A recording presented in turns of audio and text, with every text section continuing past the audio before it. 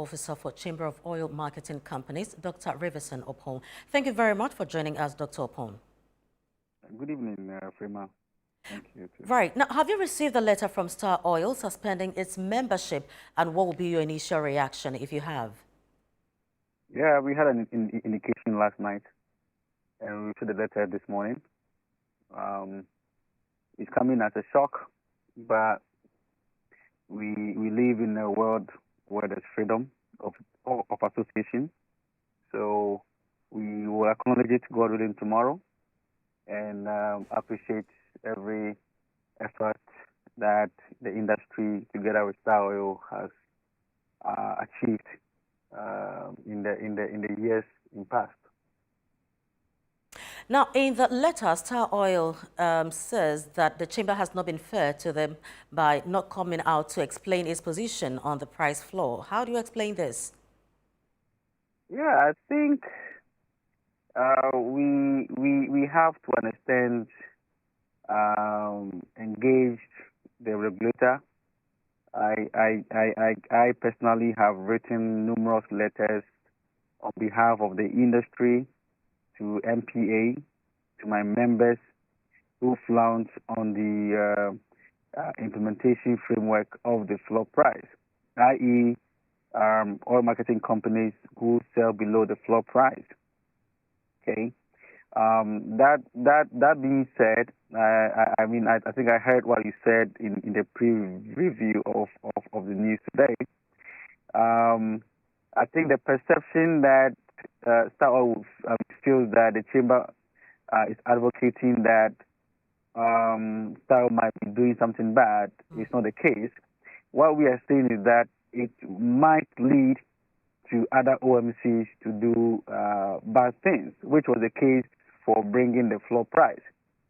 And this is where we would like to engage MPA following the outcome of our last meeting tomorrow with the final board approval to engage MPA.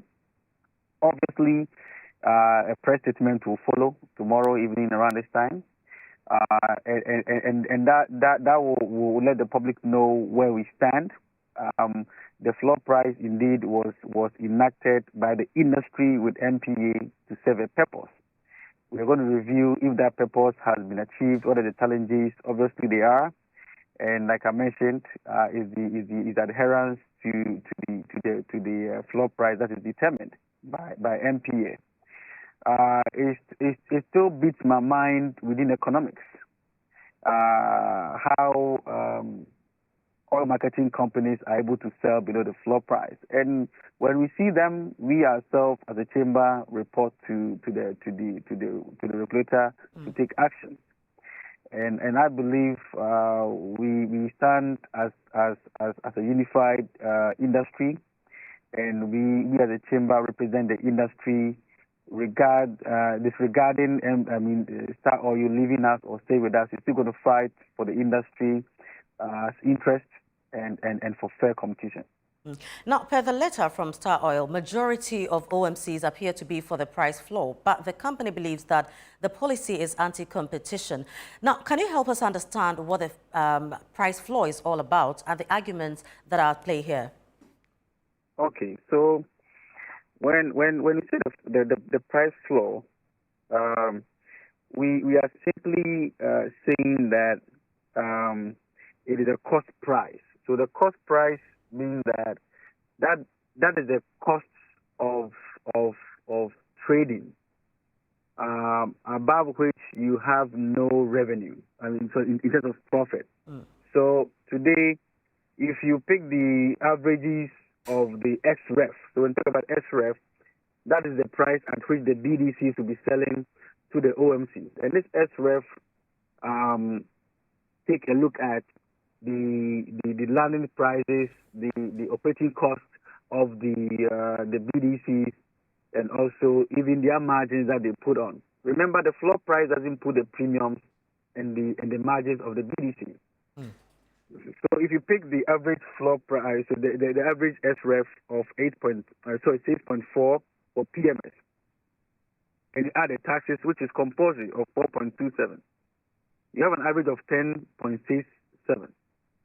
making the minimum 10.27 and also the highest 10.82 in this particular regime. And these are actual prices disclosed by the BDCs. All right. Tell me that anybody can sell below 10 cedis if the SREF plus taxes is 10.37. This is not the floor price anyway. All right. So it means that it's very dicey to see an OMC pricing below the floor price, and that's the Star Oil's concern. And I understand him. We as a chamber have raised that issue with MPA to allow for fair implementation of the plan, so that nobody can underprice anybody. And I keep on saying that once there's underpricing, it stems from the fact that there's so many OMCs or so many players in the market. Today, we're talking about more than 200 oil marketing companies and LPG marketing companies in this small country. Right. So this price war is actually expected, looking at the number of players we have in the industry. Right. Well, we'll wait for the meeting and we'll come back to you for some updates. CEO for COMAC, Dr. Riverson Oppong, thank you very much for your time. Welcome. Now, moving away, the great